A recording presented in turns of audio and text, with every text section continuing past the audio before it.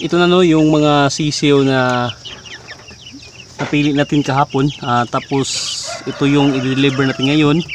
At ayan no, may mga marking sila no, yung may mga tali na pula sa kanilang paa. Yun ay mga lalaki. Tapos yung walang tali, yun ay mga babae na mga sisiw no. So ito ay bali 34 heads lahat. At ang mga sisiw ito no, ay ito yung mga binibenta natin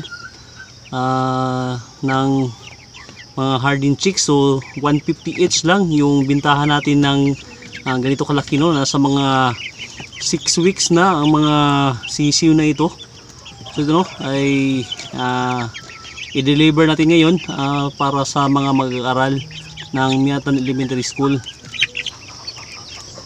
So yan no, ready na yung mga manok natin para bumiyahe. Mula dito no ay bibiyahe tayo ng mga 30 minutes. So meron din tayong pang freebies no sa ating mga guro. So ito siya, pang tinulang manok. Ito ay ibibigay natin no sa mga guro. So ayun na no, tayo na.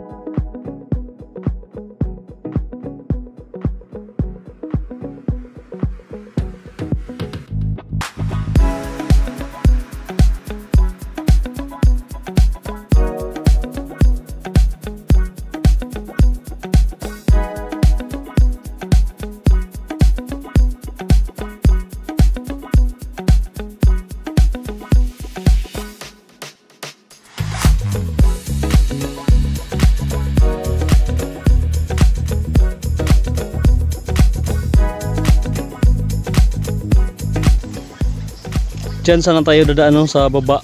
Sasakay tayo ng balsa, yung blue no, yung may bubong na blue. Problema lang ay napakataas ng tubig no, bumabaha kasi dito, kakabaha lang.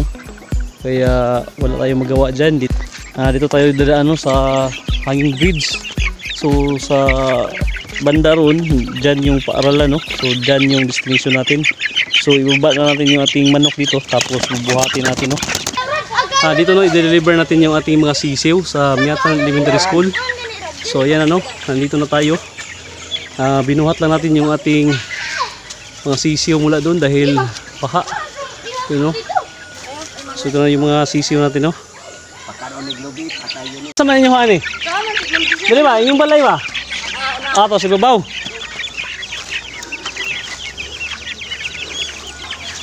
Si Ma'am Disi mong kuhan daw, ma-star daw. Dili. Kinsa man? Kinaon aligardo. Sa mo graduha? Dito. Grade 2 pa ka? Dito. Ah, grade 4. Oh. Ako gana. Gibaatan ako ang laki. Ang laki na ibaat. Ang bay may wala. Okay. Buhay na, dagko na. Sige. Kasan to ni Ipukan? Doon. Ito si Ma'am Des, no? Siya yung bumili sa atin ng mga hardened chicks na ipamimigay niya sa kanyang mga mag-aral. So ma'am, bakit mo naisipan na mamimigay ng manok sa iyong mga mag-aaral? Ito na yung pang third time ko na pamimigay ng mga manok sa aking mga mag-aaral. And naisipan ko to kasi gusto kong magiging responsable yung mga bata.